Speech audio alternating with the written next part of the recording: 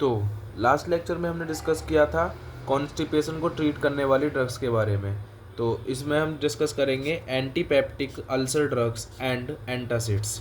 जो peptic ulcers होते हैं उनको ट्रीट करने के लिए कौन सी ड्रग दी जाती है, उनकी प्रिवेंशन के लिए कौन सी ड्रग यूज़ की जाती है, उसके बारे में इस लेक्चर में हम देखेंगे। ठीक है, तो सबसे पहले देख लेते हैं कि पेप्टिक अल्सर होते क्या हैं। Erosions in the mucosa of the stomach और ड्यूडेनम, ओपन सोर्स। सीधी भाषा में, सिंपल भाषा में बताऊं तो फिर इनको बोलते हैं छाले। जिस तरह से मुंह में छाले हो जाते हैं उसी तरह से जो गैस्ट्रिक लेयर होती है, आपकी जो म्यूकोजा होती है स्टमक की या ड्यूडेनम की, उसमें ओपन सोर्स हो जाते हैं। ठीक है, इरोजन्स हो जाते हैं, उनको ही बोलते हैं peptic ulcers. Due to increased quantity of gastric acid, pepsin और बाइल, इन तीनों के क्वांटिटी इंक्रीज होने की वजह से गैस्ट्रोइंटेस्टाइनल ट्रैक्ट में पेप्टिक अल्सर्स हो सकते हैं। या एक रीज़न इसका हो सकता है इन्फेक्शन एच पाइलोरी बैक्टीरिया का।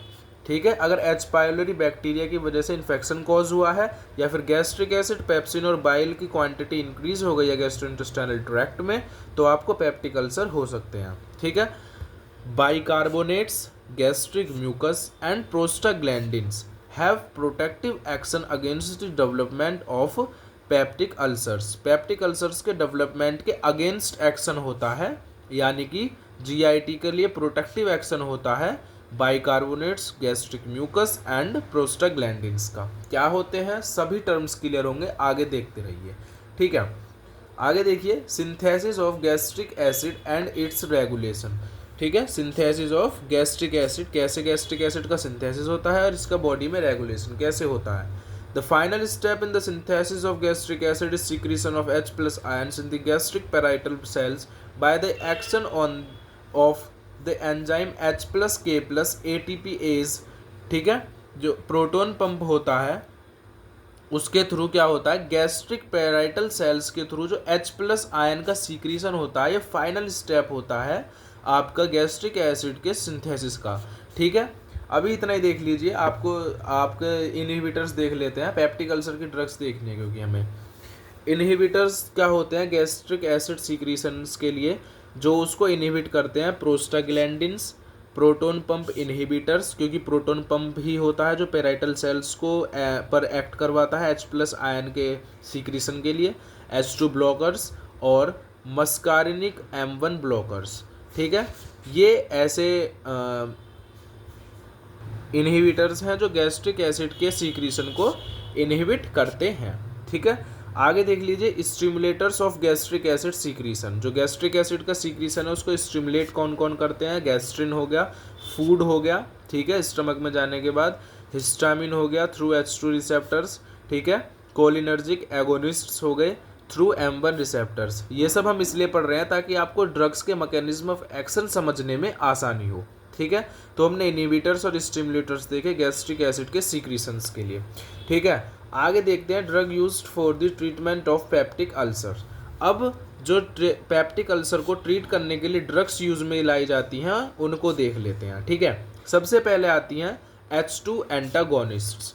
अब ये H2 एंटागोनिस्ट्स क्या होती हैं इसके बारे में देख लेते हैं। तो क्या है, most commonly used anti ulcer drugs. कैसी हैं ये, मोस्ट सबसे ज़्यादा कॉमन यही हैं जो यूज़ की जाती हैं अल्सर्स को ट्रीट करने के लिए, पेप्टिक अल्सर्स को। ठीक है, most common anti ulcer drugs हैं। Antagonise the action of histamine. Histamine का जो एक्शन है उसको एंटागोनाइज करते हैं, यानी कि उसके खिलाफ एक्ट करते हैं। अभी हमने ऊपर देखा कि जो हिस्टामिन होता है ये आपका क्या करता है, स्टिमुलेट करता है गैस्ट्रिक एसिड के प्रोडक्शन को, तो फिर इसलिए H2 रिसेप्टर्स के थ्रू हमने भी ऊपर देखा था। ठीक है, तो ये जो H2 एंटागोनिस्ट्स हैं क्या करते हैं, हिस्टामिन के एक्शन को एंटागोनाइज करते हैं H2 रिसेप्टर्स को ब्लॉक करके। तो इसकी वजह से क्या होगा, जो गैस्ट्रिक एसिड है उसका सिंथेसिस कम हो जाएगा। अब गैस्ट्रिक एसिड सिंथेसिस कम होगा तो सीधी सीधी बात है पेप्टिक अल्सर को ट्रीट करने में आसानी होगी। Inhibit the stimulant effect of food, ACH and gastric acid secretion. जो ACH होता है उसकी वजह से जो गैस्ट्रिक एसिड का सिक्रीशन होता है उसको इनहिबिट करते हैं, और फूड के थ्रू, जो फूड और ACH के थ्रू जो आपका गैस्ट्रिक एसिड का सिक्रीशन होता है सीधे सीधे H2 एंटागोनिस्ट्स उसको इनहिबिट करेंगे। ठीक है, उनके जो स्टिमुलेंट इफेक्ट होते हैं उनको कम कर देंगे, जिसकी वजह से गैस्ट्रिक एसिड का सिक्रीशन कम हो जाएगा और पेप्टिक अल्सर को ट्रीट करने में हेल्प मिलेगी। इसके यूजेस क्या क्या है? गैस्ट्राइटिस एंड डिस्पेप्सिया, गैस्ट्राइटिस और डिस्पेप्सिया को ट्रीट करने में हेल्प मिलती है। Prevention and treatment of peptic ulcers, peptic ulcers को प्रिवेंट करने में और उनका ट्रीट करने में। स्ट्रेस अल्सर्स, इसको आईवी यानी कि इंट्रावेनसली एडमिनिस्टर करते हैं स्ट्रेस अल्सर्स को दूर करने के लिए, ठीक है, ट्रीट करने के लिए। Gastro oesophageal reflux disease, GERD, हम पहले भी इसके बारे में डिस्कस कर चुके हैं। इसको ट्रीट करने के लिए भी ये आपकी H2 एंटागोनिस्ट्स दी जाती हैं और ये प्री एनेस्थेटिक मेडिकेशंस की तरह से भी यूज़ की जा सकती हैं।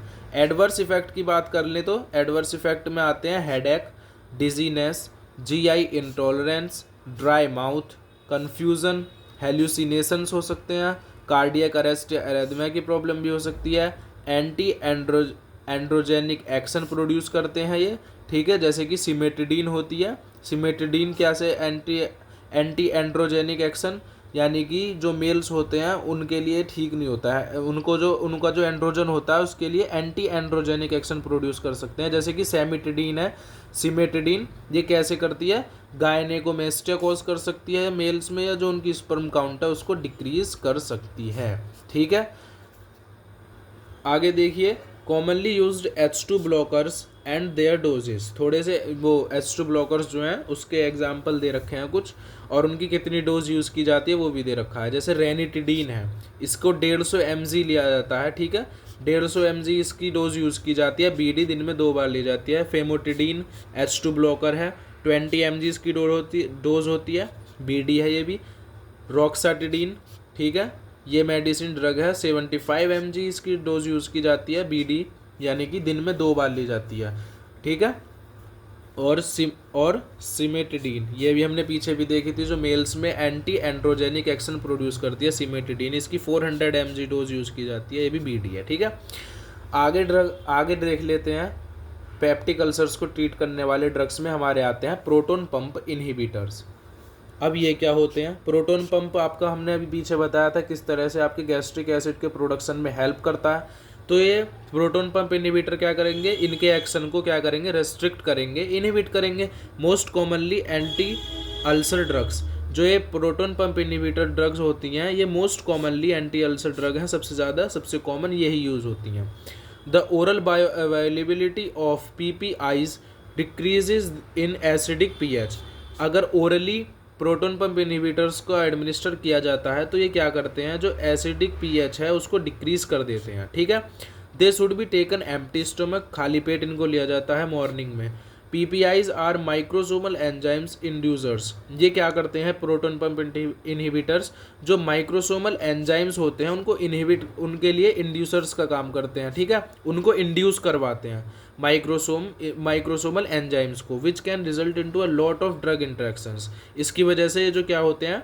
ड्रग इंटरेक्शंस बहुत सारे इनके होते हैं। कैसे? इनको और दूसरे ड्रग्स के साथ यूज़ किया जाता है तो इनके जो रिजल्ट हैं वो और अच्छे आते हैं। अभी आगे है इसके बारे में भी, देखते रहिए, आप सब समझ में आएगा, ठीक है। यूजेस देख लें अगर हम प्रोटोन पंप इनहिबिटर्स के, तो किस किस यूज़ में आते हैं? गैस्ट्राइटिस और डिस्पेप्सिया को ट्रीट करने में, प्री एनेस्थेटिक मेडिकेशंस की फॉर्म में भी दे सकते हैं, prevention and treatment of peptic ulcers, anti H pylori जो ये बैक्टीरिया कॉज करता है उसकी थेरेपी में भी आपके ये प्रोटोन पंप इनहिबिटर्स यूज़ किए जाते हैं। स्ट्रेस अल्सर्स को ट्रीट करने में, गैस्ट्रोइसोफेजियल रिफ्लक्स डिसीज़ को ट्रीट करने में, ठीक है। गैस्ट्रिन सीक्रेटिन ट्यूमर्स जो होते हैं, जोलिंगर एलिसन सिंड्रोम बोलते हैं, इसको ट्रीट करने में।